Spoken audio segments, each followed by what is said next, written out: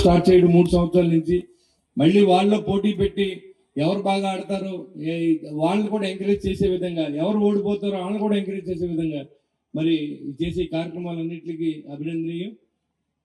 మరి అంతేకాకుండా ఇవాళ రెడ్డి గారు ఒకటి చెప్పారు, మీరు అది గమనించాలి. ఓడిపోయిన తర్వాత మన శక్తి సరిపోలేదని అర్థం. మెజర్మెంట్లో మన శక్తి సరిపోలేదు కాబట్టి మరింత శక్తివంతంగా అవ్వాలనే ఆలోచన ఉండాలి. గెలిచిన తర్వాత ఇంకా దాన్ని పైకి ఎదగాలనే ఆలోచన కూడా ఉంది. రెండు అవసరం మనిషికి. గెలిచోడికి అంత అవసరమో, ఓడిపోయినోడికి అంత అవసరం. అది మాత్రం ప్రతి విద్యార్థి గుర్తుపెట్టుకోవాలి. వాళ్ళ మీరు గెలవచ్చు, ఓడిపోవచ్చు, అదే మీరు పరిణామం కాదు మనకి. అది దానికి మనం మెజర్ చేయలేము దానికి. మీరు మళ్ళీ రేపొద్దున మీకే మళ్ళీ ఇదే ప్లేస్లో మీరు విన్నర్స్గా రావచ్చు. అలాంటి ప్రయత్నం ఓడిపోయిన చేయాలి.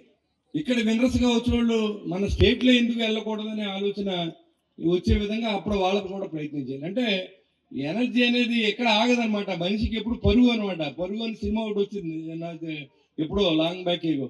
ఆ పరుగు పెడతా ఉండాలి. మనిషి జీవితం అంతా పరుగు పెడతా ఉండాలి. పుట్టిన కాడి నుంచి పోయేదాకా ఏదో బాధ్యతలు మెదేసుకుని ఉంటాడు. అదేవిధంగా ఇప్పుడు మీరు చదువులు అనే అంగంలో ఉన్నారు. మీకు ఏం తెలియని వయసు ఇది. ఎందుకంటే ఏ కష్టం తెలియదు మీకు. కొంతకాలం అయితే స్టార్ట్ అవుతూ ఉంటాయి. అప్పుడు దానిగా మీరు ఆ రోజులు మళ్ళీ రాకండి. ఇప్పుడంతా ఎంజాయ్ చేయండి, హాయిగా చదువుకోండి బాగా.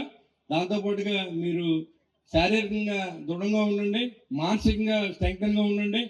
మీ కాలేజీకి, మీ తల్లిదండ్రులకి, మీ చదివిన ప్లేస్కి, మీ ఉన్న ప్లేస్కి మంచి పేరు తీసుకొస్తారని ఆశిస్తూ మీతో మాట్లాడే అవకాశం కల్పించిన నారాయణ గ్రూప్ ఫ్యామిలీ సభ్యులందరూ కూడా నా ఉదయపూర్వ నమస్కారం తెలియజేసి జై హింద్. చరిత్ర సృష్టించినోడు